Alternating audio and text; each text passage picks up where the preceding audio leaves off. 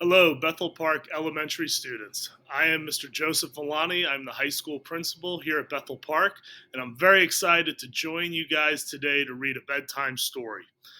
Reading is so great. It's an opportunity for you to learn, have new adventures, and keep exploring this great world that we live in. Today, I picked one of my favorite books I enjoy reading with my four children at home. I hope you enjoy it too. The name of the book is The Smart Cookie.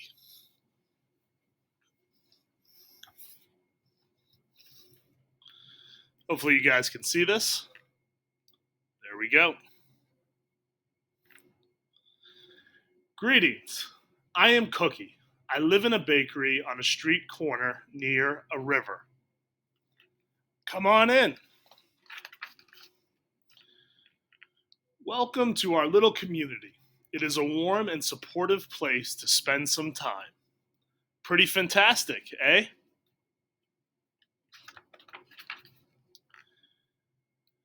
These days, life is sweet, but my journey wasn't always a cakewalk. When I was younger, I couldn't have imagined fitting in here. For a long time, I didn't feel comfortable speaking up or sharing my ideas. I didn't feel like a smart cookie.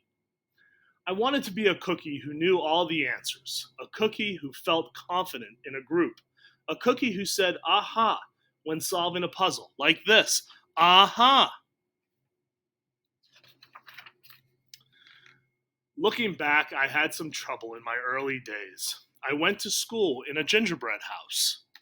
Our teacher, Miss Biscotti, was kind and patient. When I arrived each morning, she waved at me and smiled.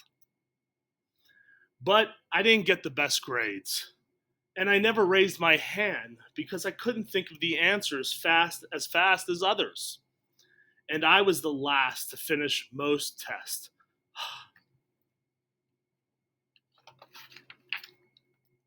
It wasn't because I didn't care, and it wasn't because I didn't try.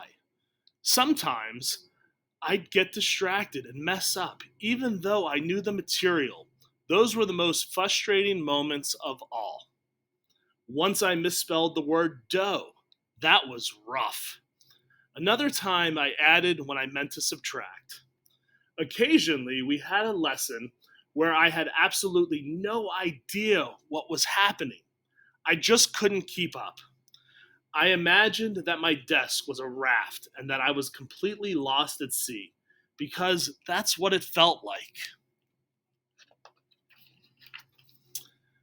At night, I slept in a cookie jar. I had about 6 dozen roommates. Move. You move. No, you move. No, you move. No, you move.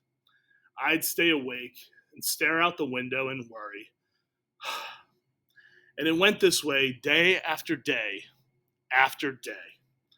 But then something happened that changed everything. It all started with a homework assignment. Miss Biscotti requested our attention one afternoon. Tonight, I would like you to create something completely original, she announced. It can be anything you want. Please bring it to class tomorrow. That was it. There was no further instructions. Miss Biscotti winked at me, and I gathered my belongings. I felt like I had a million butterflies in my stomach. Create anything? Something original? Due tomorrow? Gulp. That's the gulp.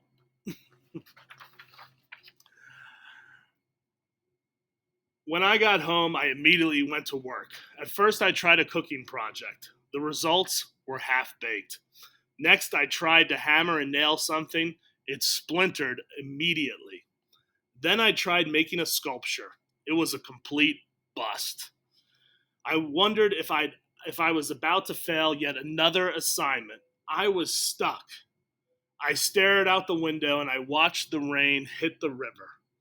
There was something mesmerizing about the water, how it moved in such a chaotic way, swirling around, yet ultimately figuring out exactly where it needed to go. Aha! Suddenly I had an idea. I decided to write something original, a poem.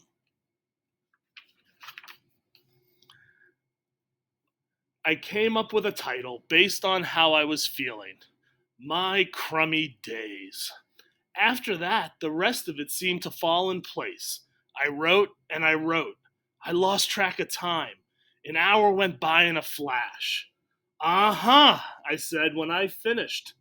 I couldn't sleep that night, but it wasn't because I was worried, it was because I was excited.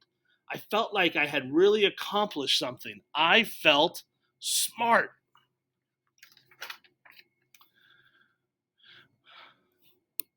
The following day, Miss Biscotti asked for volunteers to share what we'd created. One of the kids showed off his original frosting art. Another kid revealed her sprinkle distribution machine. It was neat seeing how everyone was good at different things.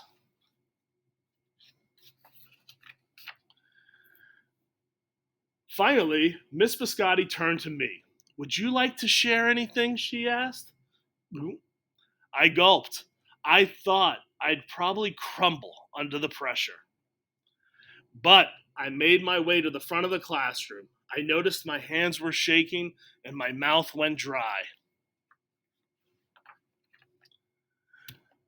This poem is called My Crummy Days, I said, my voice cracking, and then I read it aloud. As I spoke, I noticed some kids nodding at certain lines. Other kids laughed as parts that were supposed to be funny. As I built towards the finale, I felt myself becoming more confident and animated. And in the end, everybody clapped and cheered. I promise you this, I'll never, ever forget it. Miss Biscotti was beaming. No one but you could have written that poem, she said. It was completely original. Uh-huh. I had done it. I had created something and shared it with the world. Well, my world at least. The rest of the day was a blur. By recess, I was already planning my next poem. I would call it My Sweet Morning. I thought when I came up with the title. Later that afternoon, Miss Biscotti handed me a note. It said that I should keep on writing, no matter what. That meant so much to me. School was a bit different after that. I wasn't so scared to raise my hand or ask a question or share my work. Sure, some things still don't come as easily for me as they do for others. But now I know that you can be smart in many different ways. You don't have to have the answers to every question or suddenly be great at everything all at once. You just need a chance to try all kinds of things to find out who you are and what you like to do. As for me, I learned that I can write and I can think of great ideas, and I found plenty of other things I am good at too. I no longer feel lost at sea. It's more like floating down a river, and the best part is there's always more to learn because we're all smart cookies. The end.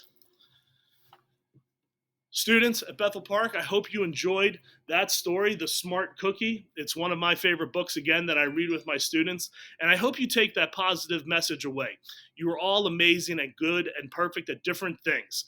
Again, school is a wonderful time to try new things, new adventures, and find those things that truly interest you. Hey, Bethel Park, keep reading and keep being awesome.